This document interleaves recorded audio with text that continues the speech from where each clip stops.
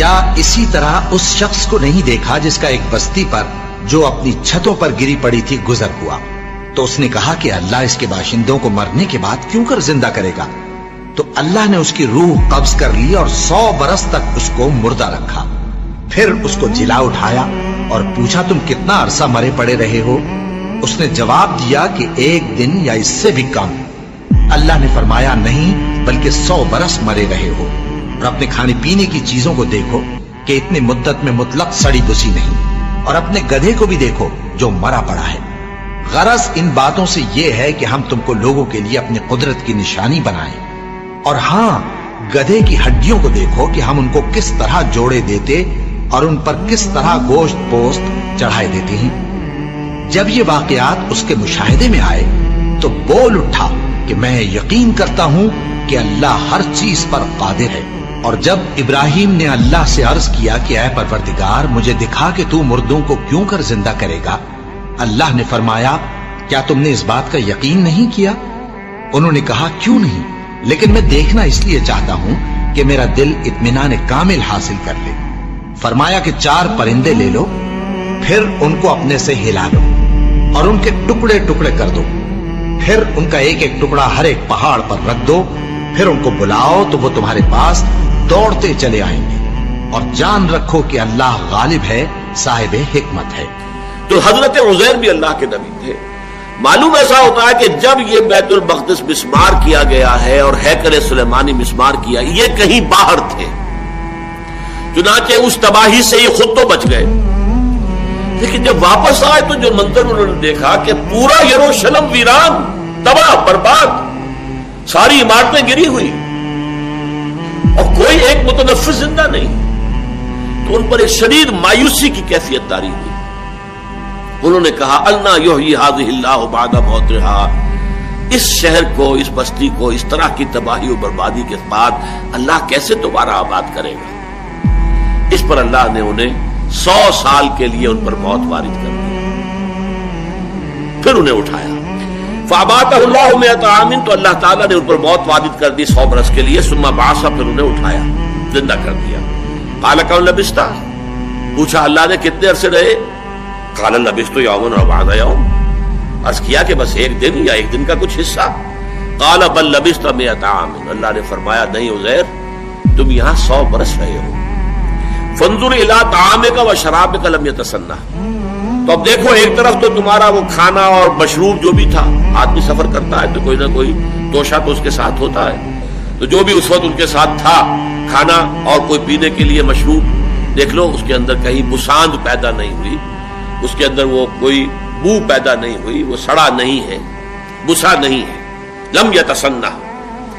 وانظر الی حمارک، اب ایک طرف تو وہ چیزیں بھی صحیح سالم موجود ہیں، خود بھی پورے صحیح سالم جیسے جوان تھے اس وقت، ویسے کہ ویسے جوان رانا کھڑے ہو گئے، لیکن ان کی سواری کا گھڑا جو گدھا تھا اس کی ہڈیاں علیحدہ علیحدہ پڑی ہوئی ہیں اور بوسیدہ ہوئی ہیں، نہ کھال ہے نہ گوشت کا کوئی وجود ہے، ڈھانچہ ہے اور وہ بھی بکھری ہوئی ہڈیوں کا ڈھانچہ. فرمایا وانظر الی حمارک، آپ ذرا دیکھو اپنے اس گدھے کو، وَلِنَجْعَلَكَ آیَةً لِلنَّاسِ، اور یہ اس لیے کہ ہم تمہیں ایک نشانی بنا دیں لوگوں کے لیے. اصل میں یہ بہت بڑی نشانی بن گئے نا، اس لیے کہ لوگوں کے سامنے جب یہ آئے تو دنیا حیران رہ گئی، یہ عزیر کہاں سے نکل آئے، یہ 100 برس کہاں رہے. پھر چونکہ وہ حافظ تھے اور سب کو معلوم تھا کہ عزیر ہمارے حافظ تھے، اب ان کا آ جانا منظر عام پر تو گویا کہ تورات انہوں نے جیسے بھی اپنے حافظ سے مرتب کروائی، انہی کے ذریعے سے ایک نشأت ثانیہ حاصل ہوئی، انہی کی دعوت تجدید و اصلاح کے نتیجے میں دوبارہ دینی روح اور روحانی جو ہے ایک جذبہ بیدار ہوا یہود کے اندر، جس سے کہ وہ مملکت مکابی جو ہے اس کی بنیاد پڑی. یہی وجہ ہے کہ یہود کا ایک طبقہ ان کو اللہ کا بیٹا کہتا رہا. یہ جو قرآن میں آتا ہے قالت الیہود عزیر ابن اللہ وقالت النصارى المسیح ابن اللہ، تو یہ عقیدہ ان کا سارے یہودیوں کا نہیں ہے، لیکن یہود کا ایک طبقہ ان کو بھی ان کی اسی عظمت کی وجہ سے کہ ان کی نشأت ثانیہ دوبارہ دنیا میں عزت اور ثروت اور اپنی جو دنیا میں اقتدار انہیں حاصل ہوا ہے، سلطنت اور سطوت، تو وہ ان کے ذریعے سے ہوا، اس لیے وہ خدا کا بیٹا. قالت الیہود عزیر ابن اللہ، یہ تو اللہ کے بیٹے ہیں، بہت مقدس ہے. تو اب دیکھو اے عزیر، وانظر الی حمارک، اپنے گدھے کو، وَلِنَجْعَلَكَ آیَةً لِلنَّاسِ، اور یہ تو اس لیے سب ہم نے کیا کہ تمہیں دنیا والوں کے لیے لوگوں کے لیے ایک نشانی بنا دے. وانظر الی العظام کیف ننشزھا، اب دیکھو تمہاری نگاہوں کے سامنے ذرا ہڈیوں کو کیسے ہم انہیں اٹھاتے ہیں. یعنی وہ ہڈیاں اٹھ کر جڑ کر اور ایک ڈھانچہ پہلے بن گیا، جیسے کہ کسی بھی جانور کا ڈھانچہ جو ہے کھڑا ہوا آپ کے سامنے. جو بایولوجی کے میوزیمز ہوتے ہیں، زیولوجی کے، وہاں کھڑے ہوتے ہیں ڈھانچے. ڈینوسور کا ڈھانچہ کھڑا ہے اور یہ شیر کا ڈھانچہ کھڑا ہے. وہ ڈھانچہ ہو گیا. کیف ننشزھا، کیسے ہم اسے اٹھاتے ہیں، ابھارتے ہیں. ثم نکسوھا لحما، اور پھر دیکھو کیسے اس کے اوپر ہم گوشت چڑھاتے ہیں. پٹھے وجود میں آ گئے. فلما تبین لہ، جب یہ سب کچھ ان پر عیاں ہو گیا، واضح ہو گیا ان کے نگاہوں کے سامنے، یہ خرق عادت، یہ چیزیں کہ جو مخفی ہوتی ہیں انسانوں کی نگاہ سے، یہ تو عالم غیب کی باتیں ہیں، یہ انسانوں کو نہیں دکھائی جاتی، لیکن انہیں اس کا مشاہدہ کرا دیا گیا. فلما تبین لہ قال، تب انہوں نے کہا اعلم ان اللہ علی کل شیء قدیر، اب مجھے پورا یقین حاصل ہو گیا ہے کہ اللہ ہر شے پر قادر ہے. یعنی جب اللہ قادر ہے، مجھے 100 سال زندہ مار کر اس نے زندہ کر دیا، میری نگاہوں کے سامنے بوسیدہ جو ہڈیاں تھیں منتشر پھیلی ہوئی، انہیں جوڑ کر ایک اس کی ہیولے کی ڈھانچے کی شکل دی، اس کے اوپر گوشت بھی چڑھا دیا، کھال بھی آ گئی، زندہ چلتا پھرتا گدھا میری نگاہوں کے سامنے آ گیا.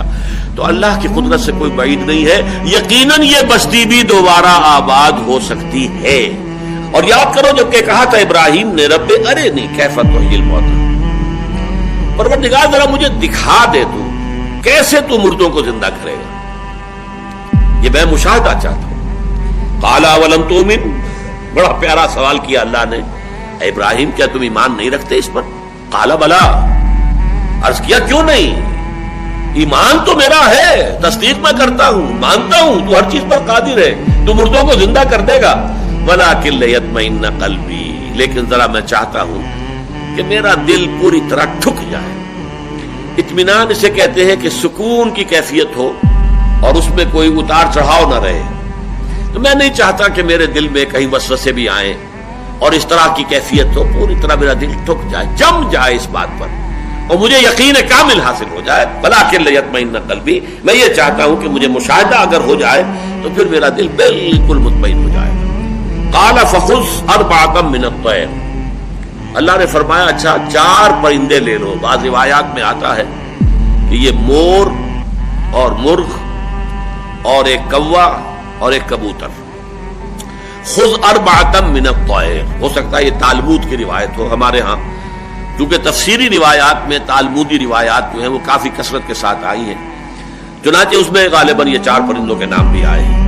قال فخذ اربعۃ من الطیر، پرندوں میں سے 4 کو لے لو. فصرهن الیک، انہیں اپنے ساتھ ہلا لو. یعنی جب جانور آپ کے ساتھ ہل جائیں تو آپ کی سیٹی پر، آپ کے بلانے پر دوڑتے ہوئے آتے ہیں. یہ پیٹس جو ہوتے ہیں، جو معاملہ ان کا ہوتا ہے، پالتو جانور، تو ان 4 پرندوں کو اپنے ساتھ خوب سدھا لو، ہلا لو. ثم اجعل علی کل جبل منہن جزءا، اب یہاں الفاظ میں چونکہ صراحت نہیں ہے کہ پھر ان کو قتل کر دو، ٹکڑے کر دو. ان کے جز کا لفظ تو آ گیا لیکن بیچ میں سے یہ حذف ہو گیا ہے کہ پھر ان کو قتل کر دو، ذبح کر دو، ان کے ٹکڑے کر دو. اگلا آ گیا کہ پھر ان ٹکڑوں میں سے علیحدہ علیحدہ ٹکڑے 4 پہاڑیوں پر رکھ دو. ثم اجعل علی کل جبل منہن جزءا، تو گویا کہ اجزاء پہلے کرو، ٹکڑے کرو، اور روایات میں آتا ہے کہ ان کے سر علیحدہ کرو، ان کے پر علیحدہ کرو، ان کے دھڑ علیحدہ کرو، ان کی ٹانگیں علیحدہ کرو. یہ 4 حصے کر کے اور پھر سب کے سر ایک پہاڑی پہ رکھا اور سب کے پر دوسری پہاڑی پہ رکھا، سب کی ٹانگیں جو ہے وہ تیسری پہاڑی پر اور سب کے دھڑ جو ہے چوتھی پہاڑی. یہ رکھا اور پھر ثم اجعل علی کل جبل منہن جزءا ثم ادعوہن، پھر ذرا انہیں پکارو، آواز دو یا سیٹی جو بھی ہوتی ہے. یاتینک سعیا، وہ تمہارے پاس آ جائیں گے دوڑتے. وعلم، اور جان لو، اچھی طرح جان لو، یقین کر لو، ان اللہ عزیز الحکیم، کہ یقیناً اللہ تعالیٰ زبردست ہے، کمال حکمت والا. نہ اس کی قدرت میں کوئی کمی ہے، نہ اس کے اختیارات میں کوئی تحدید ہے، کوئی لمیٹیشن ہے، نہ اس کی حکمت میں کہیں کوئی کمی اور نقص ہے. عزیز ہے، زبردست ہے، حکیم ہے، حکمت والا.